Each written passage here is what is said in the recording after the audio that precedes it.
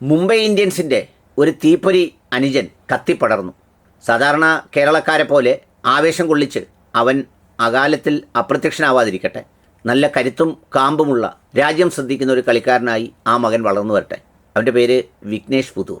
അവനോട് അഭിമുഖത്തിൽ ചോദിച്ചു, ആരാണ് നിൻ്റെ ഈ വളർച്ചയ്ക്ക് ഏറ്റവും പ്രേരണയായത് എന്ന് പറഞ്ഞപ്പോൾ അത് ഷെരീഫ് എന്ന് പറയുന്ന ഒരു മനുഷ്യനാണെന്ന് പറഞ്ഞു. ഷെരീഫ് ഉസ്താദ്. അതെ, ഷെരീഫ് ഉസ്താദിനും വിഘ്നേഷിനുമിടയിൽ അവരെ ചേർത്ത് വെക്കുന്ന മലപ്പുറം എന്നുള്ളൊരു നാടുണ്ട്. ഒപ്പം ഷെരീഫിൻ്റെ മനസ്സിൽ മദ്രസയുമുണ്ട്, മദ്രസ വിദ്യാഭ്യാസവുമുണ്ട്. അവൻ്റെ അച്ഛനുണ്ട്, വിജയൻ സാറുണ്ട്.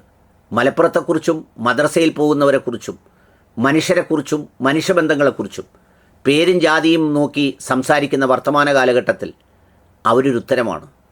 കേരളത്തിൻ്റെ മനോഹരമായ ഉത്തരം.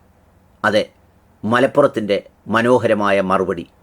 മനുഷ്യരാണ് മറ്റെല്ലാവരെക്കാളും മലപ്പുറംകാർ എന്ന് തെളിയിക്കുകയാണ് ഈ സംഭവം. അതിനെക്കുറിച്ചാണ് പറയേണ്ടത്. വിഘ്നേഷ് പുതൂർ എന്ന് പറയുന്ന പയ്യൻ ഒരു ഇമ്പാക്റ്റ് പ്ലെയറായിട്ട് ഇറക്കിയതാണ് മുംബൈ ഇന്ത്യൻസിന് വേണ്ടി കളിക്കാൻ. പക്ഷേ അവൻ ഇമ്പാക്റ്റ് പ്ലെയർ എന്ന വാക്ക് അന്വർത്ഥമാക്കും വിധം ഉജ്ജ്വലമായ ഇമ്പാക്റ്റിലൂടെ പ്രഗത്ഭരെയാണ് അവൻ മടക്കി അയച്ചത്. അവനെ വാനോളം എല്ലാവരും പുകഴ്ത്തി.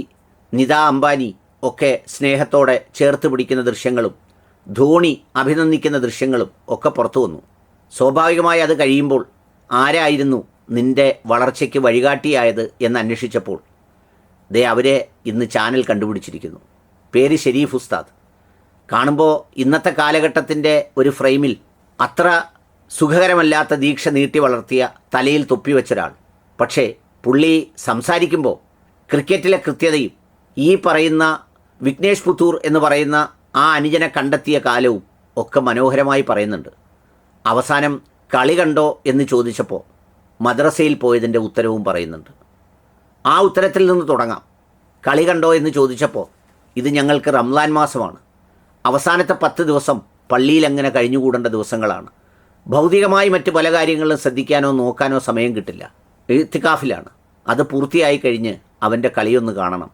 ഒരു ഇടത് കയ്യൻ ലെഗ് സ്പിൻ എറിയുന്നത് ഞാൻ അപൂർവമായേ കണ്ടിട്ടുള്ളൂ.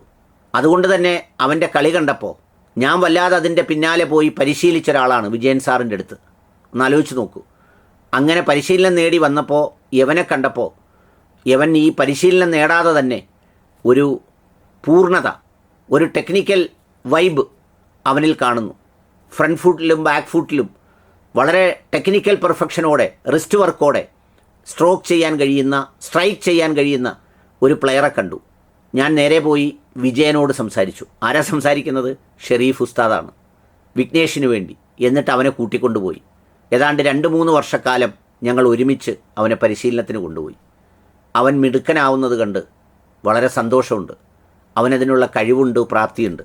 കൂട്ടത്തിൽ പറയുന്നുണ്ട്, ഞാൻ വേറൊന്നും ചെയ്തില്ല, ഞാൻ അവനിതൊന്ന് കണ്ടപ്പോൾ മനസ്സിലാക്കിയപ്പോൾ അവനെ അതിലേക്കൊന്ന് ബന്ധപ്പെടുത്തി, അല്ലാതെ ഞാനല്ല അവനെ അങ്ങനെ ആക്കിയെടുത്തത് എന്ന് പറയാൻ കഴിയുന്ന വിനയം.